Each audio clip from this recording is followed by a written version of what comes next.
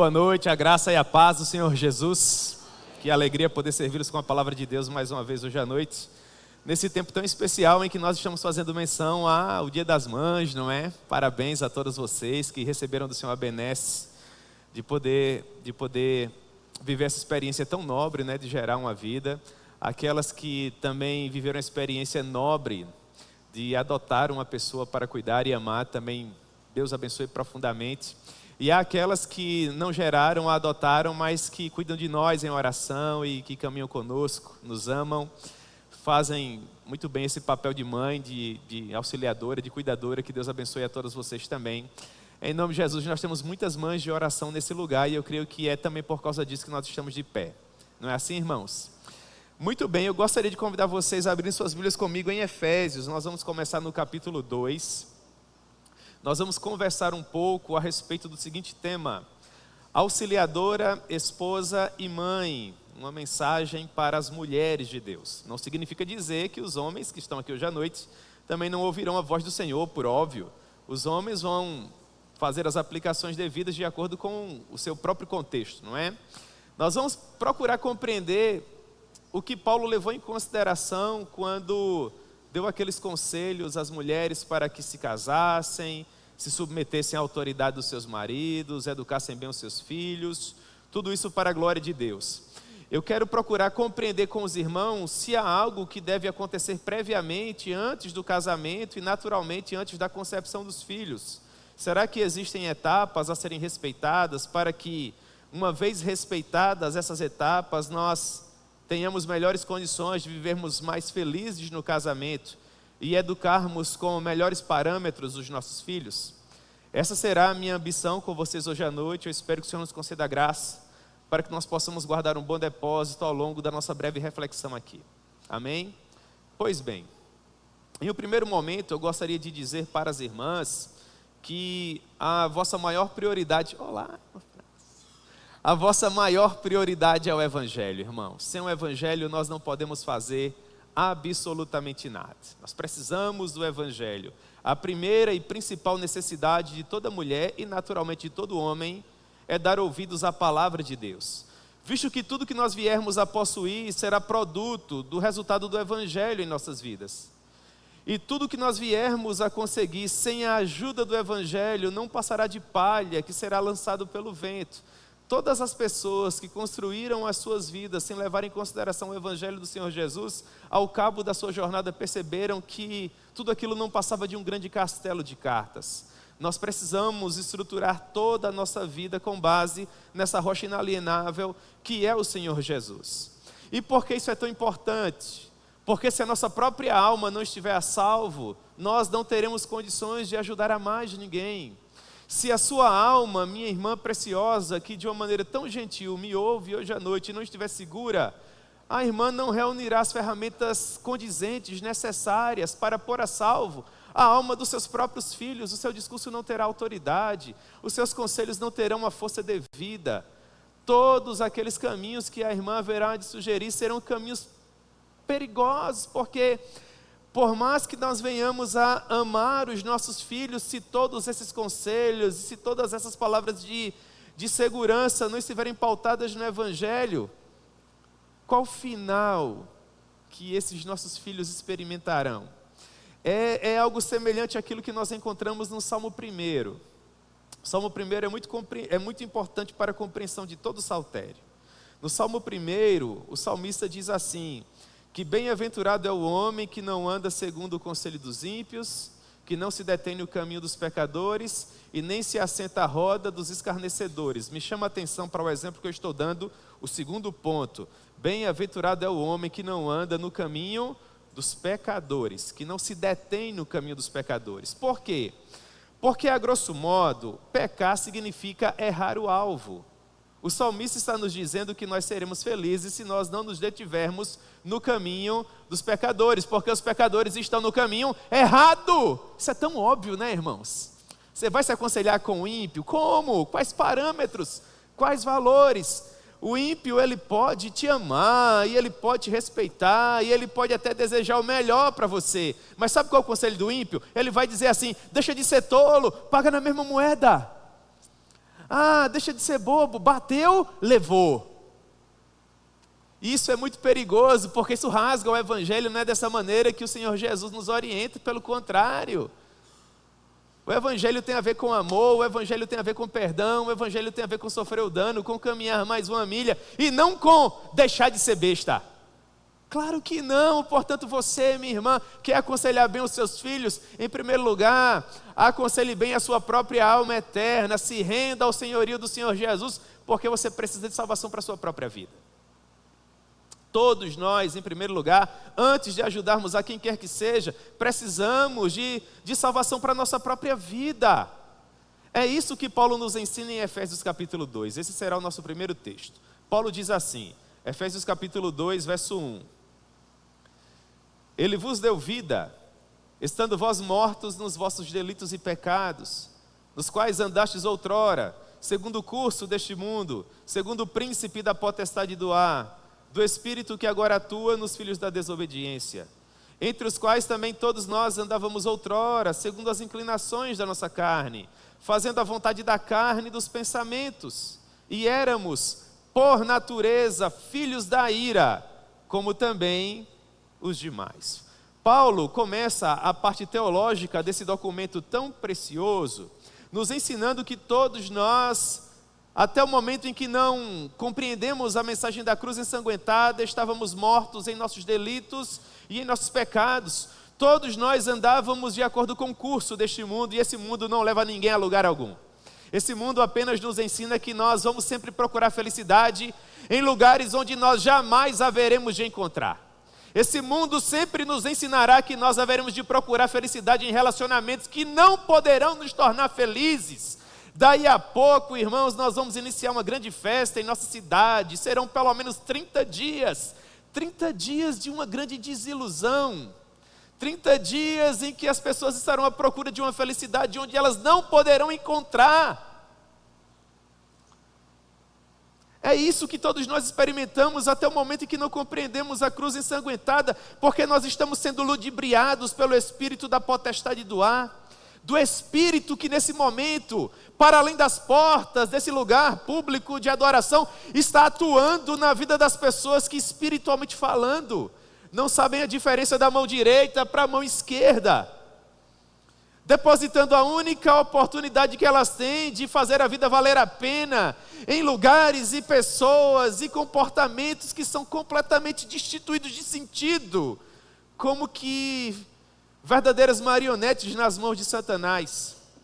E Paulo diz que dessa forma todos nós andávamos outrora, segundo as inclinações da nossa carne, fazendo a vontade da carne e dos pensamentos, e por causa disso nós éramos, por natureza, filhos da ira, como todos os demais.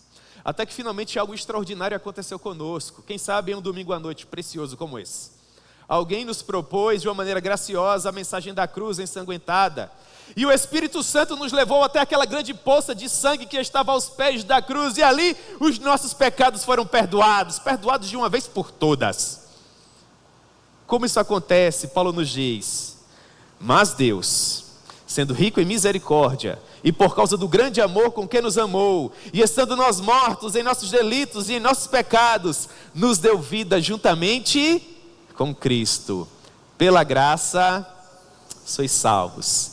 E juntamente com Ele, irmãos, Ele nos ressuscitou e nos fez assentar nos lugares celestiais em Cristo Jesus. Você percebe? Agora sim nós temos vida. Porque agora, à luz do Evangelho, nós conseguimos compreender a mensagem da cruz ensanguentada. O Espírito Santo nos iluminou e nós compreendemos o Evangelho, e nesse momento nós somos regenerados.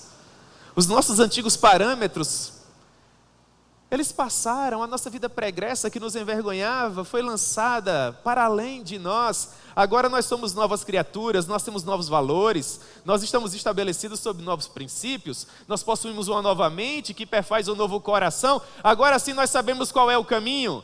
E agora que nós sabemos qual é o caminho, nós reunimos as condições necessárias para ajudarmos outras pessoas a encontrar o caminho. Vocês conseguem perceber isso, irmãos?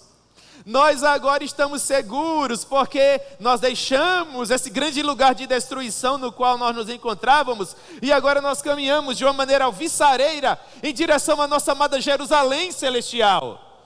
E não apenas isso, agora nós também temos a sublime missão de dizer a todos quantos qual é o caminho verdadeiro, qual é o caminho que nos conduz à paz, qual é o caminho em que no final nós finalmente encontraremos a devida recompensa, para não construirmos a nossa vida sobre a areia, para ao final percebermos que vivemos tantos anos sobre esse grande torrão chamado planeta Terra, sem de fato encontrarmos a felicidade verdadeira. Essa é a nossa missão.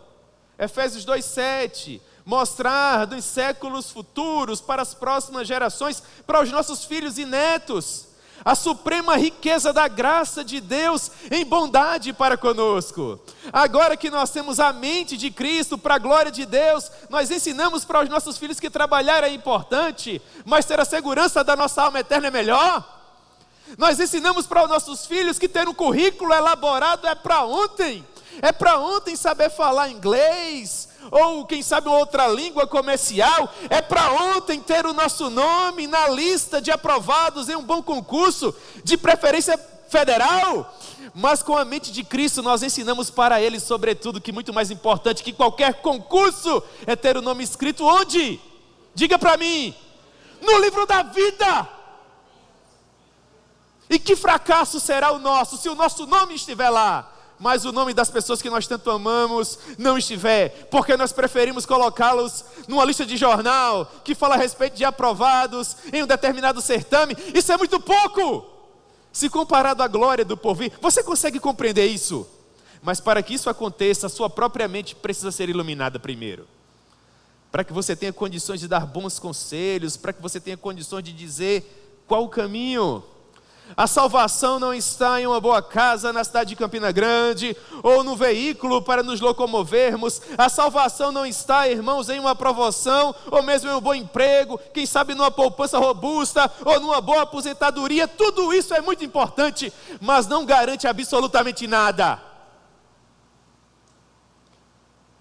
Só a salvação em um nome, porque não existe nenhuma outra coisa dada entre os homens pelo qual importa que nós sejamos salvos, senão o nome precioso do Senhor Jesus.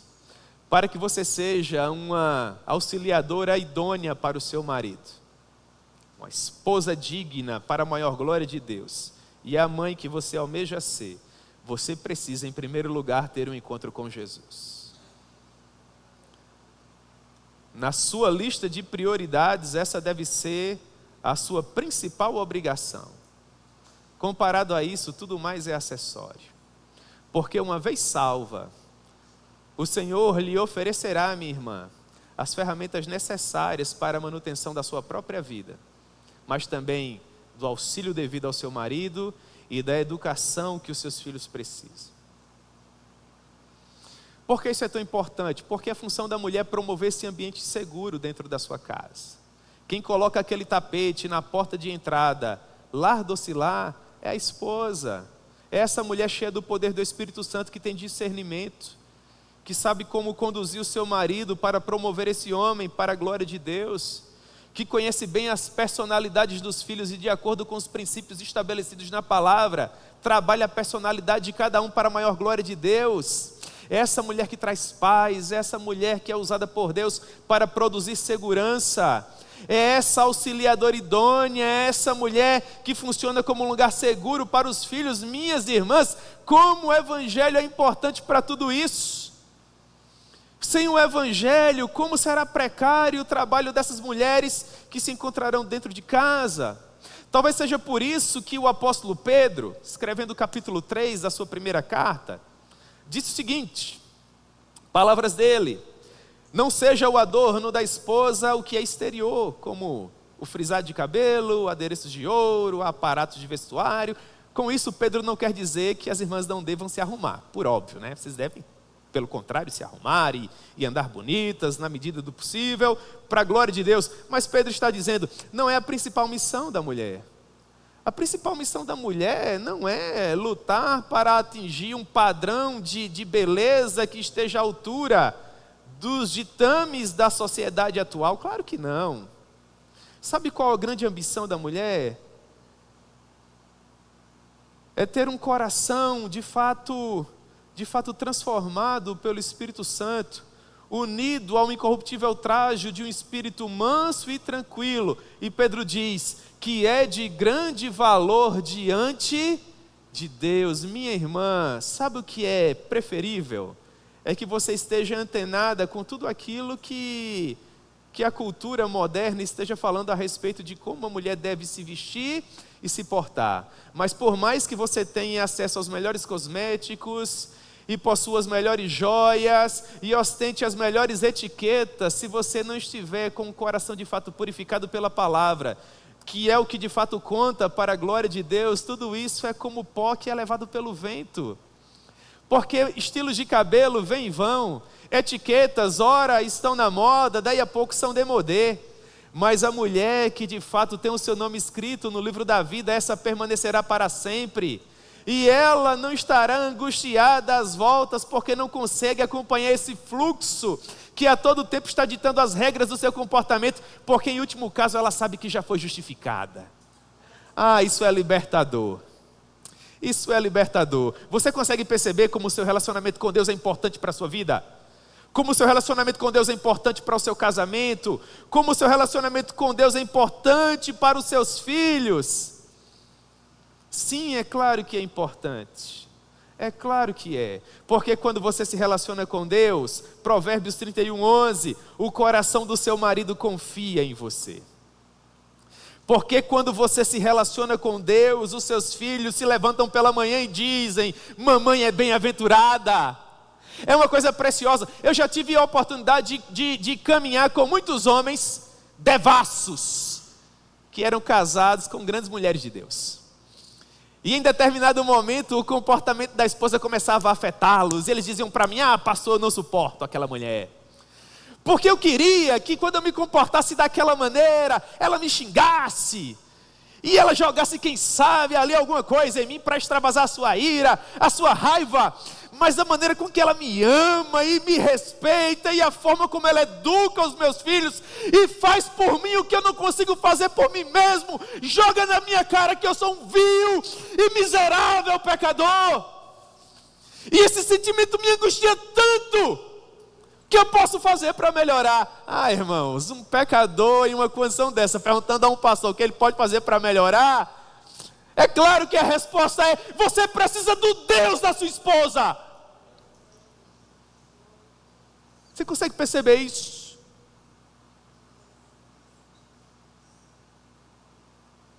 O Deus da sua esposa. Qual é o seu Deus, minha irmã?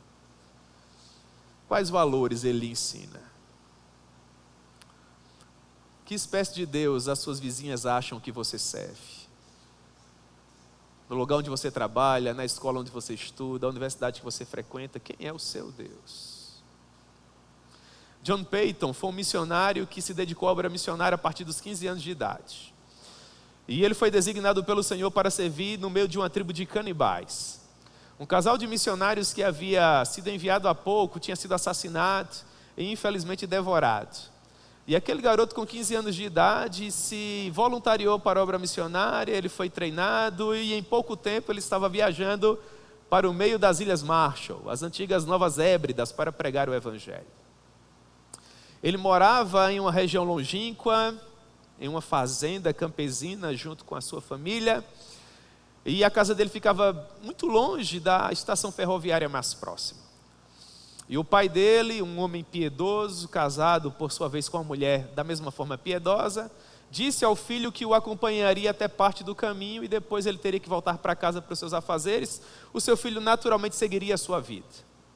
E aquele homem acompanhou o seu filho até metade do caminho, quando finalmente o local designado para que eles se separassem, de modo que o garoto seguisse para o meio dos canibais, e o pai pudesse voltar para casa, para a esposa e para os demais filhos. Quando eles chegaram naquele lugar, aquele homem tirou o chapéu da cabeça, olhou para o seu filho e disse assim: que o meu Deus seja com você para lhe fazer prosperar.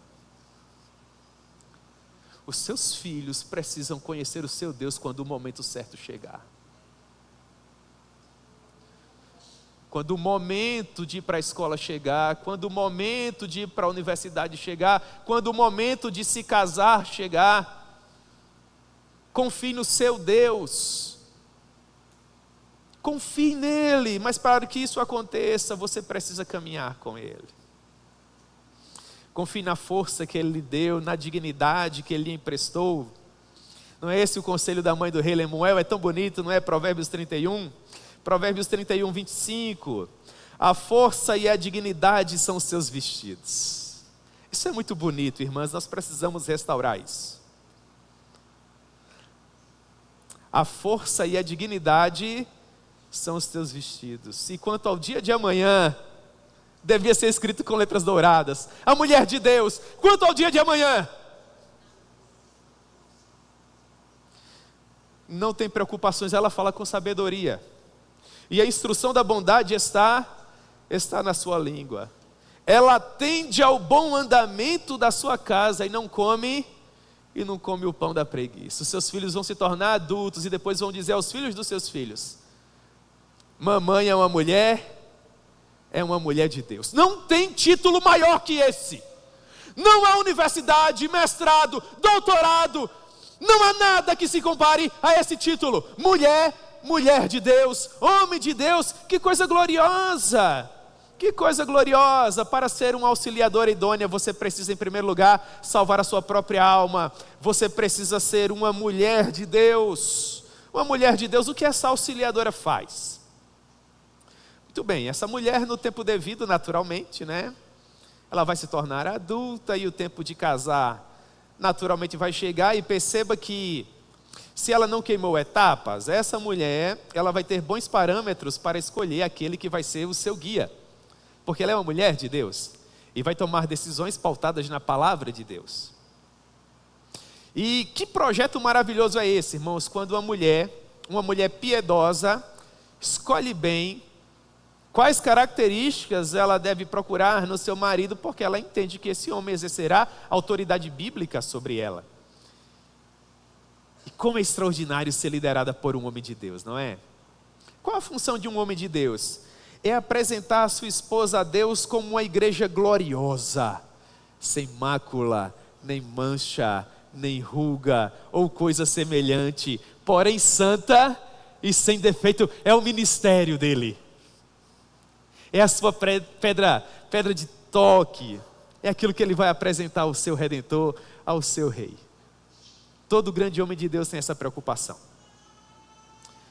E essa mulher vai ser o prazer e vai ser o labor desse homem. Uma vez que essa mulher encontra esse homem e se casa com ele, qual deve ser o seu comportamento? Ora, a Bíblia nos ensina em Efésios capítulo 5, vamos lá, Efésios capítulo 5, verso 1, que todos nós precisamos ser imitadores de Deus como filhos amados, e nós precisamos andar em amor, como também Cristo nos amou. Esse é o primeiro ponto. Para ser um auxiliador idôneo, você precisa amar o seu marido, porque você vai estar ao lado dele, sob quaisquer circunstâncias, para a maior glória de Deus.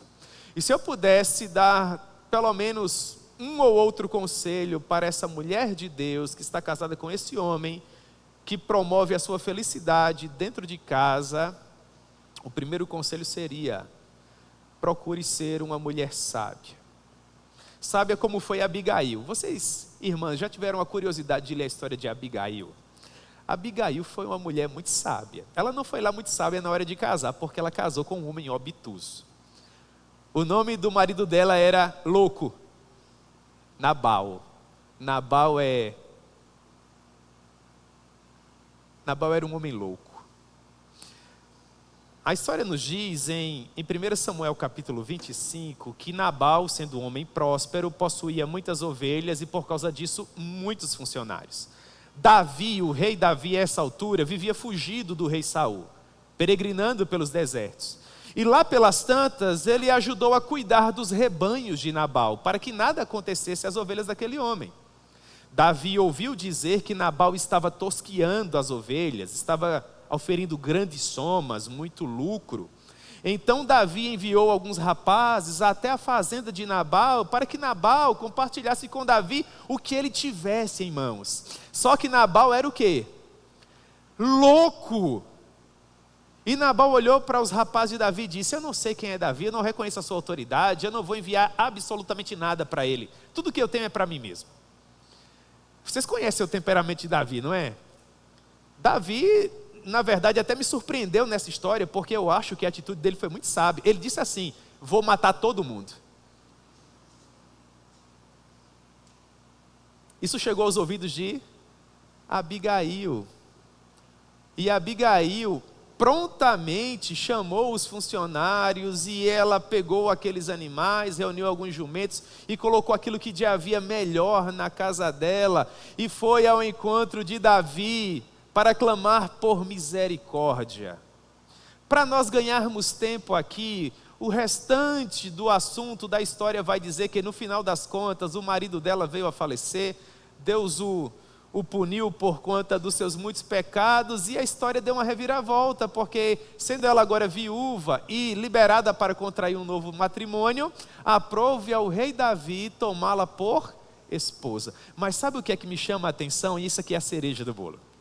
Sabe, é muito bonito. Mesmo antes de ser casada com o rei, Abigail já tinha um comportamento de uma rainha, sábia. Vocês conseguem ver isso, irmãs? Eu sei que há muitas mulheres preciosas aqui que estão casadas com homens que ainda não compreenderam a mensagem da cruz ensanguentada. Caminhem um pouco mais. Orem um pouco mais. Compartilhem a palavra um pouco mais. Já se comporte como uma rainha, porque Deus tem o poder de transformar homens em reis.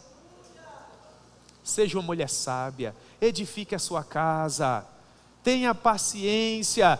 Eu quero dizer uma coisa para você, guarde no seu coração: não há nenhum coração tão duro que Deus não possa quebrar. Não existe nenhum poço tão profundo que Ele não possa alcançar. Há poder no Evangelho, irmãos. Se eu não acreditasse nisso, eu não estaria diante de vocês agora. Há poder sim nesse Evangelho que escreve novas histórias. Deus tem poder para isso. O que essa palavra nos ensina? Provérbios capítulo 14, verso 1. Vocês conhecem bem. A mulher sábia, o que ela faz? Esse é o conselho: edifique a sua casa. Não dê ouvidos às pessoas que não compreendem o chamado que você tem, ou a paciência que você deve ter. O Deus que sangrou por você na cruz do Calvário conhece a sua vida melhor até do que você mesmo. Confie no tempo dEle e na misericórdia dEle, e no final as coisas vão valer a pena para a glória de Deus. Foi assim que você aprendeu de Cristo. Portanto, em nome de Jesus, livre-se do velho homem que se corrompe de acordo com as concupiscências do engano. Provérbios 4, 22. E se renove do espírito do seu novo entendimento, e se revista de um novo homem criado segundo Deus, em justiça e retidão, procedentes da verdade. Quando a carne quiser falar mais alto, quando o conselho do ímpio porventura bater a sua porta, quando o desassossego, o desânimo, a falta de motivação visitarem o seu coração, confie no Deus que te conhece. E diga no seu coração: eu agora sou uma nova mulher. O meu Deus me deu um novo entendimento. Eu sei que eu fui criada à sua imagem e semelhança. A minha vida agora é repleta de justiça e retidão, que são procedentes da verdade. E o meu Deus um dia se levantará sobre a terra. E você será honrada, minha irmã. Porque a Bíblia nos ensina que há quem honra, honra. Provérbios 31, 28. Esse é um texto dourado também, viu, irmãos? Provérbios 31, 28. Eu já vi isso se cumprir muito, mas muito mesmo. Homens que infelizmente ainda não conheciam o Senhor Jesus, casados com mulheres que conheciam e conheciam muito bem. Ora, os filhos sofriam na mão do pai, porque o pai ainda não conhecia Jesus. mas eram bem aconselhados pela mãe, porque a mãe já o conhecia. E eu via esses homens e mulheres agora adultos dizendo, Provérbios 31, 28, levantam-se os seus filhos e lhe chamam ditosos, mas também chega o tempo do seu marido se levantar e a louvar, dizendo, muitas mulheres procedem virtuosamente, mas tu a todas sobrepujas. Espere pelo tempo do Senhor, confie nele, ele tem poder para fazer, ele tem poder para fazer. Qual o segundo conselho? Obediência e submissão. O primeiro foi sabedoria, o segundo, obediência e submissão, não é isso? A igreja, a noiva de Cristo, pode se levantar e duvidar de muitas coisas, menos de uma coisa, que o seu rei a ama. Basta olhar para a cruz, não é, irmãos? Há alguma dúvida de que ele nos ama? Claro que não há. O comportamento do Senhor ao longo de toda a sua vida e a maneira como ele morreu na cruz são uma prova incontestável de que ele nos ama. E ele fez tudo aquilo na cruz em obediência. Às vezes não é fácil obedecer, não é? Não é fácil para ninguém obedecer em determinadas circunstâncias. O Senhor Jesus, em determinado momento, Mateus capítulo 26, verso 39, diz assim, meu Pai, se possível, passa de mim este cálice, todavia não seja como eu quero, mas como tu queres. Em outra oportunidade, João capítulo 4, verso 34, Jesus disse assim, a minha comida consiste em fazer a vontade do meu Pai, em realizar a sua obra. Dentro da organização da família, irmãos, aprove a Deus fazer com que a mulher fosse liderada pelo seu marido. Se esse marido possui parâmetros bíblicos, essa mulher naturalmente será liderada de uma maneira extraordinária. Mas se esse marido ainda não possui parâmetros bíblicos, naturalmente essa mulher vai ter que ter paciência. Mas eu creio que Deus pode transformar o coração desse homem. Contudo, quer seja essa mulher casada com um homem de Deus, ou uma mulher paciente que ainda espera por essa transformação, a palavra nos diz em Efésios capítulo 5, verso 22, que as mulheres devem ser submissas ao seu próprio marido, como ao Senhor, porque o marido é o cabeça da mulher, assim como também Cristo é o cabeça da igreja, sendo ele mesmo o salvador do corpo. Assim como a igreja está sujeita a Cristo, assim também as mulheres devem, em tudo, estar submissas ao seu próprio marido. E aqui, irmãos, entra a beleza da teologia bíblica de casamento, sobretudo naquelas fases do namoro e do noivado. Por que é que eu quero falar isso nesse momento? E eu já estou caminhando para o final. Porque há jovens moças aqui que naturalmente vão se tornar mulheres adultas e vão casar. Minhas irmãs, jovens que de uma maneira tão gentil me ouvem hoje à noite, eu quero implorar algo a vocês aqui. Procurem se casar com homens de Deus, que serão sacerdotes dentro do lar de vocês, que guiarão vocês pelos caminhos do Senhor, para que vocês possam experimentar uma paz que exerce todo o entendimento. Eu tenho uma filha de 14 anos, eu oro a Deus, irmãos, para que a minha filha se case com um homem que seja mais apaixonado por Jesus do que o pai dela é. Eu oro para que Deus me dê sabedoria. Daqui a pouco tempo, a vida tem muita pressa, eu vou estar levando a minha filha até o altar. Que Deus me conceda graça para que eu faça uma boa avaliação. Biblicamente falando, quem casa a moça é o pai. Vocês sabem porque os puritanos aconselhavam as moças a casar com esse vestido branco? Era em honra ao pai. O vestido branco aponta para a simplicidade, para a pureza. Aquele homem entrava orgulhoso naquela igreja, porque ele havia criado a sua filha no temor e na admoestação do Senhor. É o símbolo do vestido branco. E aquele homem caminhava tão orgulhoso com aquela moça até o altar, e depois ele a entregava às mãos daquele rapaz, porque previamente ele havia feito uma avaliação de que aquele rapaz era um homem de Deus, que amaria a sua filha, apesar das circunstâncias adversas que poderiam vir no futuro.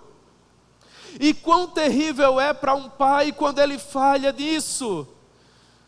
E nós podemos falhar até quando somos homens de Deus, porque nós somos imperfeitos, perfeito ao Senhor. Agora imagine para um homem que ainda não conhece a Cristo tomar uma decisão tão séria como essa. Nos dias atuais, irmãos, nós temos uma visão tão equivocada, estamos mais preocupados com a beleza do vestido, ou com o tamanho do bolo, ou com a quantidade de doces e salgados, ou se as pessoas vão gostar da festa ou não. Casamento nunca foi isso, não se trata disso, não tem nada a ver com isso. Casamento é culto, é adoração, é o cumprimento de um mandato cultural. Porque essa moça vai se submeter a um homem, se esse homem não tiver a mente de Cristo, vocês têm ideia de como vai ser? E não tem essa, irmãos, de se der errado, desfaz o enlace. Não é assim que funciona. A Bíblia estabelece parâmetros que são muito específicos a respeito do divórcio. Assim como a Bíblia também estabelece parâmetros que são muito específicos a respeito do novo casamento. Se você me perguntasse agora, na minha opinião, que projeto mais sublime Deus nos confiou sobre a face da terra, eu diria para você que era o casamento. Porque o casamento é um projeto de Deus. Quando Salomão, na presença do Senhor, perguntou a Deus o que era devido a um homem que tinha suas roupas sempre brancas, ausência de pecado, e tinha sua cabeça sempre entumecida com óleo, um homem que andava na presença do Senhor. Quando Salomão perguntou para Deus qual era a recompensa deste homem, a resposta foi magnífica: goza a vida ao lado da mulher da tua mocidade, todos os dias da tua vida, porque esta é a recompensa com que Deus te abençoará, através de todo o trabalho com que te afatigastes debaixo do sol. Salomão diz: vai, bebe com alegria o teu vinho e come gostosamente o teu pão, porque Deus já tem se agradado das tuas obras. Que as tuas roupas sejam sempre brancas e que jamais falte óleo sobre a tua cabeça. Qual a recompensa? Goza a vida ao lado da mulher que tu amas todos os dias da tua vida fugaz, da tua vida efêmera. Como é que algo assim pode ser ruim? Não é? Casamento é a melhor coisa do mundo, desde que você comece o seu casamento em Efésios capítulo 2, para depois chegar em Efésios capítulo 5. Faça uma leitura dos principais textos bíblicos que tratam de relacionamento. Estes textos sempre vão pressupor que um homem de Deus está se casando com a mulher de Deus. Mas quando nós queimamos etapas,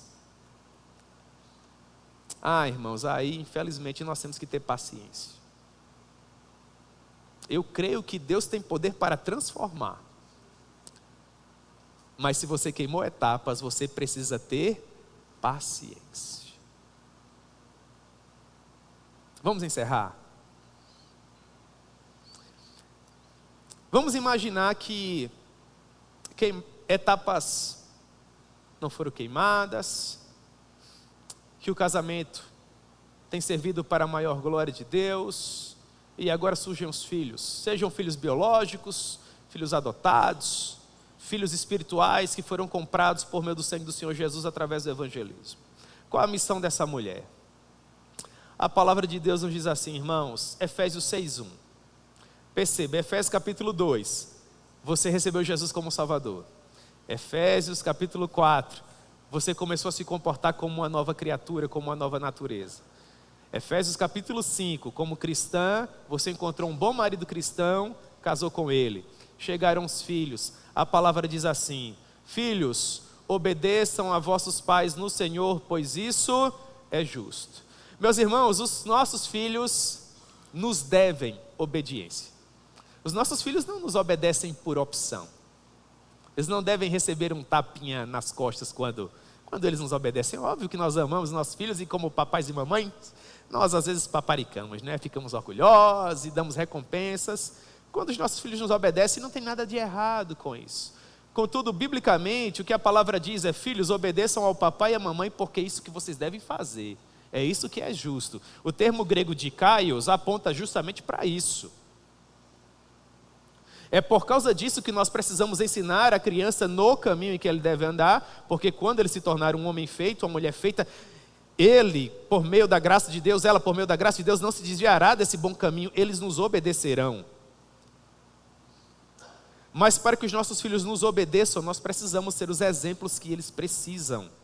E é por causa disso que Efésios capítulo 2 é tão importante, você percebe?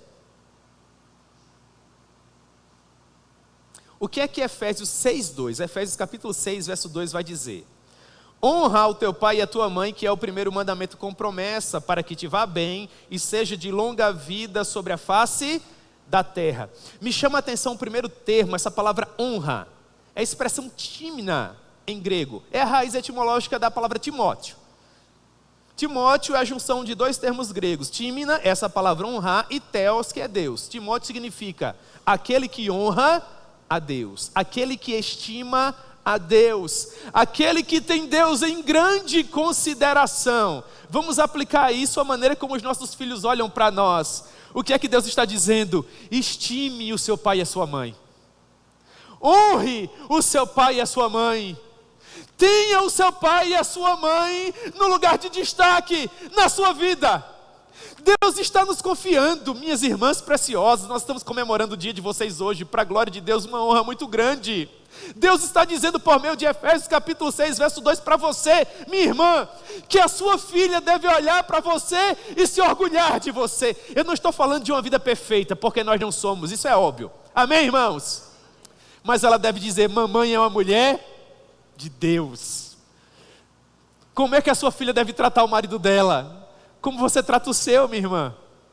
E como a sua filha vai aprender a tratar dos filhos dela? Como ela foi tratada por quem? Por você. Quer você seja a mãe biológica, ou a mãe que a amou e a trouxe para perto adotando, ou a mãe espiritual que a tomou e tem orado por ela e caminhado com ela e ensinado a Bíblia a ela. E esse mecanismo da graça, esse meio de graça, na minha maneira de ver, é tão magnífico, porque nos força a ser pessoas melhores, melhores servos, melhores adoradores. Quando eu sou um bom marido, eu não estou tão somente alegrando a minha esposa, mas eu estou servindo ao meu Deus.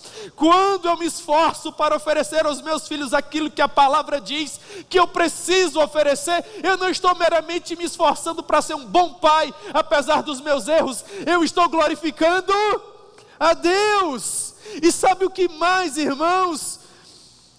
Se porventura essas crianças se tornarem adultas e não se comportarem de acordo com os valores que eles receberam em casa quando eram crianças e estavam sob a nossa responsabilidade, nós teremos autoridade suficiente para dizer, olhando nos olhos deles: vocês aprenderam isso com quem?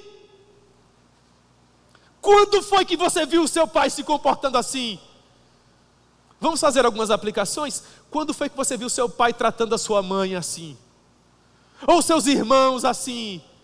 Quando foi que eu lhe dei esse exemplo? Quando foi que você viu isso em mim?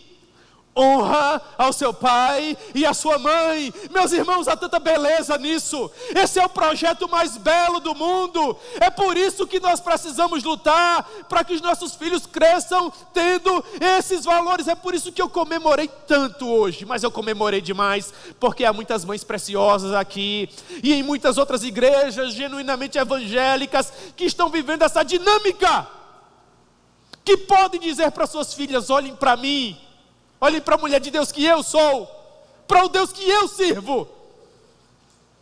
Ah, como isso é magnífico! Não há nada que possa tirar isso de nós. E sabe o que é mais belo? É que isso não tem a ver com a fama do seu sobrenome. Isso não tem a ver com o que você tem na sua conta bancária, com o valor da sua casa, com o ano do seu carro, com o currículo elaborado que você tem. Alguns dos melhores papais e mamães que eu conheço nem oportunidade de estudar tiveram, mas são homens e mulheres honrados. Sabe por quê? Prometem e cumprem, compram e pagam. Homens e mulheres de Deus, de caráter. E é isso que deve ser comemorado hoje, quer seja no dia das mães, quer seja no dia dos pais. Não substitua a sua presença por presentes. Não troque ser por ter. O seu filho precisa mais de você do que daquilo que você tem. O maior presente que você pode dar para o seu filho é um legado espiritual e não uma fazenda ou uma casa.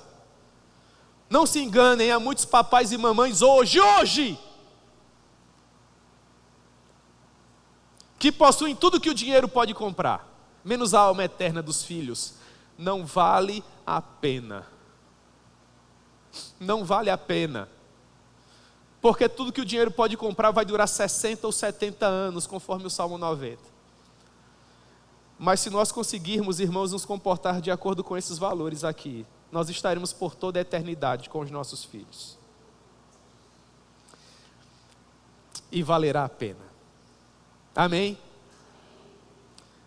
Honra teu pai e a tua mãe, que é o primeiro mandamento com promessa, para que você se dê bem e a sua vida seja de longa duração sobre a face da terra.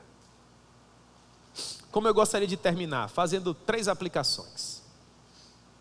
Os papais e as mamães. Em primeiro lugar, assegure, em primeiro lugar, o seu próprio relacionamento com Deus. Tenha certeza da salvação da sua alma eterna. E a seguir, lute para salvar todo mundo que você ama. Já comprou uma Bíblia para o seu filho? Compre. Tem comprado bons livros para os seus filhos? Continue comprando. Você tem o prazer dado por Deus de colocar os seus filhos na cama antes de dormir? Faça uma oração com eles. Faça orações ousadas. Sussurre nos ouvidos deles. Vai ser missionária. Diga, irmãos. O povo não diz por aí, vai ser médico, vai ser doutor, vai ser... Eu não tenho nada contra isso. Pode ser tudo que quiser. Entendeu? Mas se todo mundo diz que vai ser médico, vai ser isso, vai ser aquilo, eu posso dizer também. Posso ou não posso?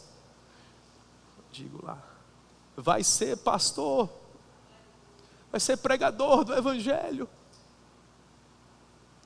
Antes nós nos orgulhávamos disso. Infelizmente são poucos os que ainda se orgulham. Seu filho é o quê? Meu filho é um missionário. A minha filha é uma missionária. Às vezes nós nos preocupamos muito mais com o bolso do que com a alma, irmãos.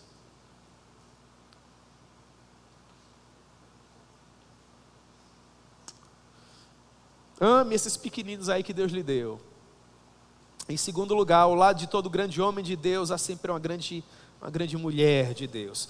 Eu passei o dia hoje me preparando para essa mensagem, lendo sobre as vidas de algumas mulheres de Deus, né? Elas foram casadas com homens de Deus e o legado dessas mulheres falam demais ao meu coração. Hoje eu li especialmente sobre Susana Spurgeon, né? Porque o Spurgeon é o príncipe dos pregadores, né? Eu quero saber o que ele é como marido, né? E eu fui ler, irmãos, a respeito da vida dessa mulher. Que coisa preciosa, não sabia, né? Não sabia. Depois que eu li sobre a vida de Susana Spurgeon, eu disse assim, Spurgeon, mas também você teve muita ajuda, né, meu irmão? Assim como eu, graças a Deus, tenho muito ajuda da minha esposa, Raiz. Eu sei que vocês têm muita ajuda também. Eu digo isso, irmãos, não é da boca para fora não, é com toda a força do meu coração. Se eu tivesse 1000 outras vidas, em cada uma delas eu casaria com a Raiz. Eu creio no casamento, irmãos. Eu creio no dia das mães, deve ser comemorado. Eu creio no dia dos pais. Eu creio na educação dos nossos filhos. Eu não sou desses por aí que falam assim, se casamento fosse bom, prezava de testemunha, né? Mais ou menos assim, se eu ficasse solteiro. São experiências amargas. A minha experiência é doce. E a sua? Sei que é também. Terceiro lugar, para nós orarmos. O nosso compromisso mais importante após o compromisso que nós temos com Deus é com a nossa família. Com a nossa família. Eu sei que atualmente nós temos que correr muito para saudarmos os nossos compromissos. Mas se você tem corrido tanto a ponto de não ter tempo nem de dar um beijo no seu filho, meu irmão, reveja suas prioridades. É melhor você ir para uma casa menor. Ou viajar menos, ou mudar algum parâmetro, né? Se você não tem aquele hábito de quando você acorda lá pela madrugada, de tomar uma água, ir no banheiro, e voltar e abrir a porta e olhar para eles assim, eu confiro toda hora, irmãos. Bota até a mão para ver se estão respirando assim, você tem esse hábito também, bota assim. Tudo bem. Às vezes eu tenho medo dele acordar, aí fico esperando a barriga subir e descer assim. Graças a Deus, né? Os detalhes. Às vezes eu me pego olhando para o tamanho do dedo, do pezinho assim, sabe? Ele não está nem percebendo, meu Deus, olha o dedinho do meu filho ali, tá? E vai crescendo, e a beleza vai mudando, né? Já tem uma filha moça, ela já tem uma característica, mas eu tenho um filho menino ainda. Essa semana nós chegamos de viagem, eu tive um dia extenuante, irmão, essa semana foi muito difícil para mim, meu Deus. Nós chegamos em casa, era quase madrugada, ela vê o menino com a roupa de futebol, com a bola, papai, agora nós vamos jogar. Já imaginou? Então você vai, brinca ali 5, 10 minutos, né? Deixa ele fazer os gols, deixa ele vencer. Aí depois você fala assim para ele, pronto, agora a gente já jogou futebol, vamos dormir. Daqui a pouco só serão lembranças, né? Fui visitar o meu pai hoje eu estou falando que é uma beleza, irmãos. Fui visitar o meu pai hoje, 80 anos, cabelos grisalhos, né? E ele falou assim, finalmente você veio, hein? Para de viajar, tá aí pregando demais. Ele fala assim, você prega demais, precisa estar pregando tanto não. O que foi que eu vi? Meu filho, venha me ver. Você percebe como isso é belo? Tenha cuidado. Não confunda. E essa é a minha frase, irmãos. Falo para o seminário, né? Tem uma galera do seminário aí. O que é que eu falo na aula? Cuidado para não confundir ativismo com vida bem aproveitada. Tem muita gente que está fazendo muito, mas que está contribuindo pouco. E eu disse para Deus, me dê sabedoria, Senhor. Para quando meu pai voltar para casa, o meu coração não ficar amargurado. Eu não quero ser o pregador mais conhecido de Campina Grande, se eu não estiver com ele no momento mais importante. Se esse momento porventura chegar e eu ainda estiver aqui. Eu quero fazer a minha vida valer a pena. E eu não quero deixar pontas soltas. Então hoje à noite nós vamos comemorar. Amém? Porque nós sabemos de onde nós saímos, onde nós estamos e para onde nós vamos.